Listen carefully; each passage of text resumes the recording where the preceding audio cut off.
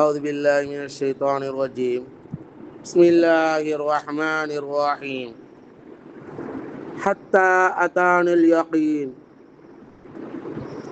உறுதியான மரணம் எங்களுக்கு ஒரு வரையில் இவ்வாறு இருந்து வந்தோம். கண்ணியத்துக்குரிய அல்லாஹு நல்லடியார்களே, அல்லாஹு ஜல்லஷானு வ தஆலா மேற்கூறப்பட்ட 4 விஷயங்கள்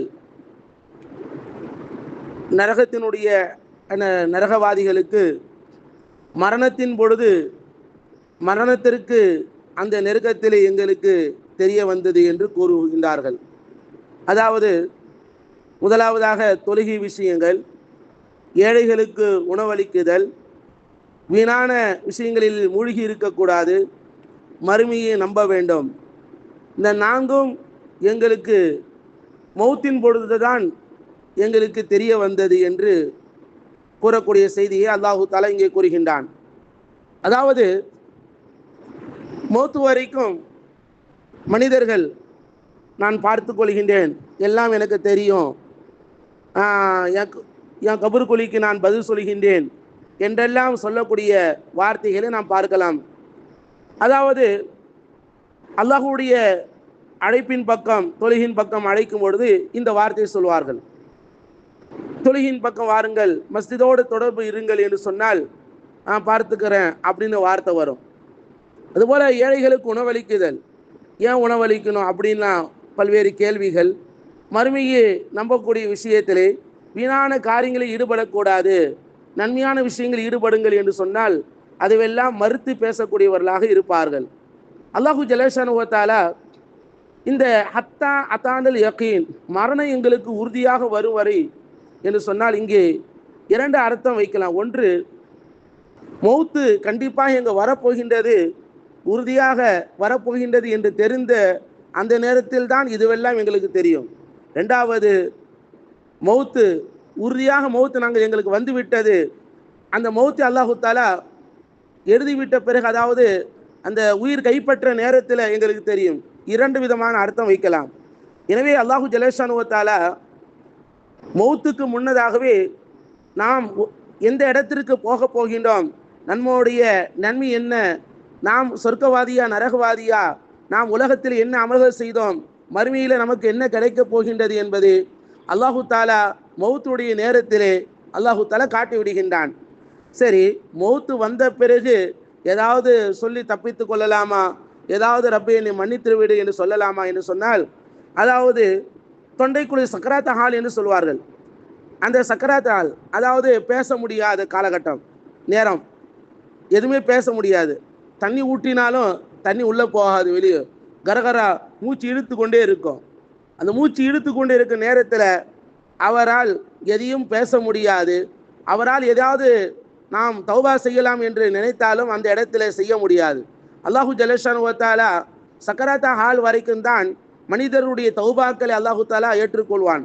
அந்த சக்கராத் ஹால் வந்துவிட்டதுன்னு சொன்னால் அந்த நேரத்தில் ஏற்றுக்கொள்ளப்படாது. அதனால் தான் பெருமானார் ரசூலுல்லாஹி ஸல்லல்லாஹு அலைஹி வஸல்லம் அவர்கள் மரண தருவாயில் இருக்கக்கூடியவருக்கு நீங்கள் கூலு லா இலாஹ இல்லல்லாஹ், நீங்கள் லா இலாஹ இல்லல்லாஹ் என்று சொல்லுங்கள் என்று சொன்னார்கள். சொல்லி கொடுங்கள் என்று சொல்லவில்லை. சொல்லி கொடுங்கள் என்று சொன்னால் அந்த மரண தருவாயில் இருக்கக்கூடியவருக்கு களிமா சொல்லுன்னு சொன்னால் அவருக்கு ஒரு பக்கம் மரணத்தினுடைய வேதனை, சுருக்கமாக சொல்வதாக இருந்தால் உலகத்தினுடைய உதாரணம் காட்டலாம். ஒரு மனிதர் டென்ஷனாக ஒரு வேலையில் ஈடுபட்டு இருக்கிறாரு, ஏதாவது ஒரு வேலையில் ஈடுபட்டு இருப்பார். அந்த நேரத்தில் யாராவது வந்து சொன்னாங்கன்னு கடுப்பாயிடுவார், திட்டிடுவார். ஏதாவது இதான் இந்த நேரத்தை வந்தியா அப்படின்னு சொல்லுவார். ஏதாவது ரொம்ப பிஸியாக அல்லது ஒரு நேரம் பரபரப்பாக இருப்பார். அந்த நேரத்தில் வேறு யாராவது ஏதாவது சொல்லிட்டாங்கன்னு சொன்னால் அவங்க மேலே அந்த கோபத்தை கக்கிடுவார். இந்த மாதிரி இருக்கான் பார்க்கலாம். ஏதாவது ஒரு டென்ஷனாக இருப்பார், ரொம்ப அந்த நேரத்தில் போயிட்டு யாரும் என்ன செய்யக்கூடாது, அவர்கிட்ட சொல்லக்கூடாது, உலகத்தில் பார்க்கலாம். அதுபோல் அந்த மரணத்தினுடைய நேரத்தில் அவருக்கு இந்த உயிரை கைப்பற்ற அவருக்கு வலி தாங்க முடியாது. அந்த மரணத்தினுடைய அந்த கஷ்டத்தை அவர் உணர்ந்து கொண்டு இருக்கக்கூடிய நேரத்தில் களிமா சொல்லு சொல்லு சொல்லு அப்படின்னு சொன்னால் அவர் என்ன செய்து விடுவார்? ஸல்லல்லாஹு அலைஹி வஸல்லம் அவர்கள் இந்த ஹதீஸினுடைய விளக்கத்தில் நபி அவர்களே சொல்கின்றார்கள், ஒரு அவரால் உணர்ந்து கொண்ட பிறகு நான் சொல்ல மாட்டேன் போ அப்படின்னு சொல்லிட்டாருன்னு சொன்னால் நரகவாதி ஆகிடுவார். அப்போ களிமா மறுத்து விடக்கூடாது.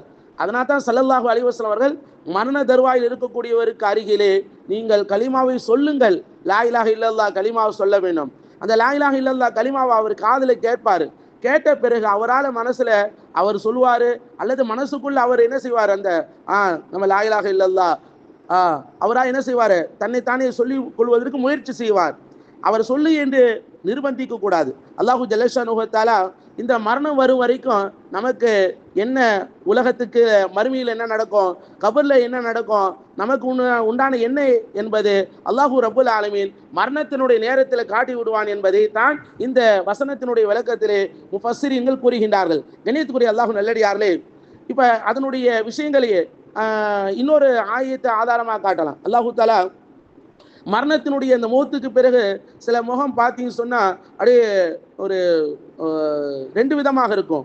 ஒன்று சிரித்த முகமாக இருக்கும், சந்தோஷமா முகத்தில் இருக்கும், தூங்குன மாதிரி சில முகங்கள் இருக்கும், சில முகங்கள் அமைதியாக இருக்கும், சில முகங்கள் பார்த்தீங்கன்னு சொன்னா அப்படியே எதையோ பார்த்த மாதிரி ஒரு திடுக்கிட்ட மாதிரி இருக்கும். அதுதான் அல்லாஹு தாலா அந்த நரகத்தில் பாவத்தை செய்து நீ இதுதான் போக போடுன்னு சொல்லி அவருக்கு காட்டின பிறகு அவரால் என்ன செய்ய முடியாது, சந்தோஷமாக இருக்க முடியாது. சந்தோஷமா இருக்குமா, ஒரு சந்தோஷமான செய்தி சொன்ன பிறகு முகத்தில் வரக்கூடிய சந்தோஷமோ, ஒரு கவலையான செய்தி சொன்ன பிறகு அந்த கவலை. பொதுவாகவே மௌத்து உடலிலிருந்து அவருடைய ரூஹு பிரிக்கப்படுகின்றதே தவிர, ஆனால் அவருக்கு என்ன அடுத்து நம்ம எங்க போறோம், கபரில் நம்மளை அடக்கம் செய்வார்கள், அங்க கேள்வி கணக்கு கேள்வி கணக்கு கேட்குவார்களே, என்ன பதில் சொல்வது, இதுவரைக்கும் நான் எதுவுமே தெரியாம இருந்தேன், எல்லாவற்றையும் நான் புறக்கணித்து கொண்டு இருந்தேனே, இப்ப எல்லாமே என் கண்ணுக்கு முன்னால் காட்டப்பட்டு கொண்டிருக்கின்றது. ஒரு பக்கம் என்னை பிரிந்தவர்கள் அழுது கொண்டிருக்கின்றார்கள், எனக்கு பிரியமானவர்கள் அழுது கொண்டிருக்கின்றார்கள், இன்னொரு பக்கம் என்னுடைய சொத்துக்கள்லாம் இருக்கின்றது, என்ன என்பதெல்லாம் அவருடைய உள்ளத்துல போய் கொண்டிருக்க நேரத்துல நான் நன்மை எதுவும் சம்பாதிக்கலையே, நான் ஏதாவது சம்பாதித்திருக்கலாமே, உலகத்தை மட்டும் நான் சம்பாதித்தேனே, மறுமையே நான் நம்பவில்லையே, மறுமைக்காக ஏதாவது நான் செய்திருக்கலாமே என்று நான் தொழுகை தொழுதிருக்க வேண்டுமே, ஏழைகளுக்கு உணவளித்திருக்க வேண்டுமே, வீணான காரியங்களில் ஈடுபடாமல் இருந்திருக்க வேண்டுமே, நான் மறுமையை நம்பி இருக்க வேண்டுமே என்றெல்லாம் அவருடைய மரணத்தினுடைய நேரத்திலே அவர் உணர்ந்து கொண்டிருப்பார் என்பதை முஃபஸ்ஸிரீன்கள் கூறுகின்றார்கள். கண்ணியத்துக்குரிய அல்லாஹ் நல்லடியார்களே, அல்லாஹு ஜல்லஷானஹு வ தஆலா இந்த மௌத்துக்கு முன்னால், நம்முடைய உடலிருந்து உயிர் பிரிவதற்கு முன்னால் நாம் நம்முடைய அமல்களை செய்து கொள்ள வேண்டாம். உலகத்தினுடைய அனைத்து விஷயங்களும், நாம் வெளியூருக்கு போறோம், ஒரு 3 நாள் எங்காவது வெளியூருக்கு போறோம்னு சொன்னா அதற்கான தயாரிப்பு செய்கிறோம், கையில காசு வேணும், பயணம் எங்க போகணும் திட்டமிடுறோம், அங்க என்ன தேவை இருக்கின்றது, எங்க உணவு சாப்பிடுவோம், எங்க தங்குவோம், என்ன யாரை சந்திக்க வேண்டும் என்பதெல்லாம் ஒரு திட்டமிடுதல் இருக்கின்றது.